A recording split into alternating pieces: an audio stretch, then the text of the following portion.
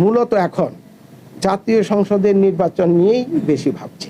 এখন যে হালনাগাদ যে ভোটার লিস্ট হচ্ছে, হালনাগাদ করা হচ্ছে, তাতে যাতে কোনো এন্ট্রি, কোনো তথ্য যাতে ভুল না ওঠে সে ব্যাপারে আমাদের নির্বাচন কর্মকর্তা বা যারা মাঠকর্মীরা রয়েছেন, যারা বাছাই করবেন, প্রত্যেকের একটা দায়িত্ব রয়েছে।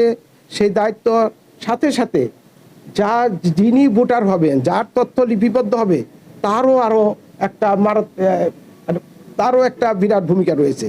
তিনি পরীক্ষা করে দেখবেন, খসড়া করবেন, পরীক্ষা করে দেখবেন যে তার নামটা সঠিক আছে কিনা, তার পিতার নাম সঠিক আছে কিনা, বা অন্যান্য যে তথ্যাবলী থাকা দরকার সঠিকভাবে লিপিবদ্ধ হলো কিনা, এটা ইনশিওর করেই তিনি স্বাক্ষর করবেন বা টিপসই দিবেন আমরা আশা করি।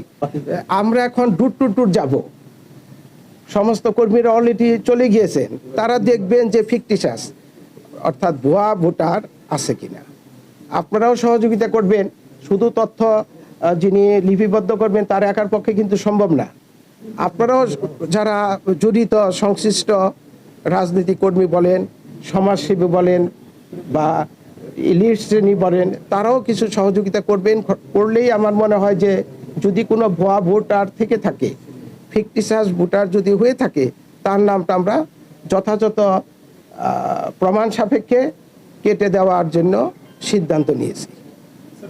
তবে আমি ব্যক্তিগতভাবে যা মনে করি যে এখন জাতির সামনে সবচেয়ে বড় ফোকাস হচ্ছে সংসদ নির্বাচন, পার্লামেন্ট নির্বাচন।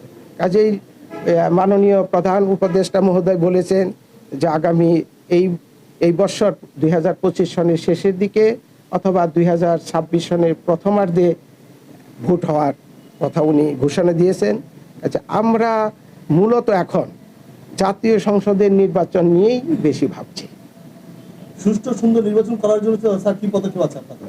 আমরা তো জাতির কাছে ওয়াদাবদ্ধ, এটা আমাদের কনস্টিটিউশনাল অব্লিগেশন। জাতির কাছে আমরা ওয়াদাবদ্ধ। এতদিন ভোট সম্পর্কে যে মানুষের মধ্যে যে অনীহা ছিল বা এতটা মনোযোগ ছিল না, গ্রহণযোগ্যতার প্রশ্নবিদ্ধ ছিল, আমরা সেই জায়গা থেকে উত্তরণ ঘটিয়ে একটা সঠিক, সুন্দর, মানুষের কাছে গ্রহণযোগ্য একটা নির্বাচন দেওয়ার জন্য প্রতিশ্রুতিবদ্ধ এবং আমরা এই লক্ষ্যেই এগিয়ে যাচ্ছি।